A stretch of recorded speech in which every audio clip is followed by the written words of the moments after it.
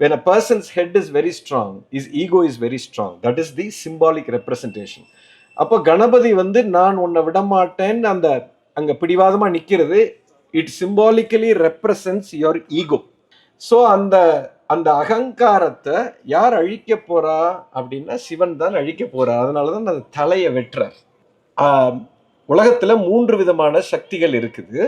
ஒன்று creative energy, Brahma தான் ஆக்கும் கடவுள், விஷ்ணு இஸ் காக்கும் கடவுள், சிவன் வந்து என்னது அழிக்கும் கடவுள். அதுதான் அழிக்குன்னா உலகத்தை அழிக்கிறது இல்லை, அகங்காரத்தை அழிக்கிறார். ஸோ அந்த கணபதியினுடைய தலையை வெட்டுறாரு அப்படின்னா அவன் அகங்காரத்தை அழிக்கிறார், போடா அப்படின்னு தூக்கி போடுறார்.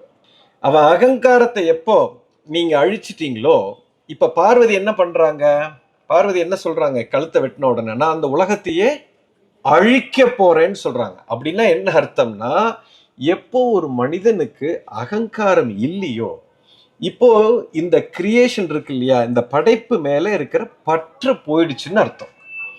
அப்போ பற்று போயிடுச்சுன்னா இப்போ படைப்பு என்ன பயன்படுத்தலாம், ஆனா அது மேல எனக்கு என்ன இல்லை, பற்று இருக்கக்கூடாது. நம்ம கஷ்டப்படுறதே எதனால கஷ்டப்படுறீங்க, பற்றுனாலதான். இப்ப என்னோடது அப்படின்னு நீங்க எப்போ நினைக்கிறீங்களோ உங்களுக்கு கஷ்டம் வந்துடும். இது என்னோட. இப்போ ஒரு கார்ல போறீங்க, உங்க கார்ல போறீங்க, ஒரு சின்ன உதாரணம். உங்க கார்ல நீங்க போகும்போது புது கார் வாங்கியிருக்கீங்க, கல் வந்து கண்ணாடியில விழுந்துருச்சு, கண்ணாடி விண்ட்ஷீல்டு உடஞ்சிருச்சு. இப்போ அந்த விண்ட்ஷீல்டு தான் உடஞ்சிருக்கு, உங்களுக்கு ஒன்றும் ஆகலை, ஆனா நமக்கு உள்ள வலிக்கும். ஐயோ என் புது கார் இப்படி உடஞ்சு போச்சு, நெஞ்சு வலிக்கும். சரியா? இப்ப இதே சம்பவம் உங்க ஃப்ரெண்டோட கார்ல போறீங்க, அதே மாதிரி கல்லு விழுந்து விண்ட்ஷீல்ட்ல வந்து விண்ட்ஷீல்டு உடஞ்சிருச்சு. இப்போ உங்களுக்கு வலிக்குமா?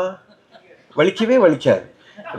அப்போ அந்த வலி விண்ட்ஷீல்டு உடைஞ்சதுனால வலி வந்துச்சா, இல்லை என்னுடையதுங்கிறதுனால வலி வந்துச்சா?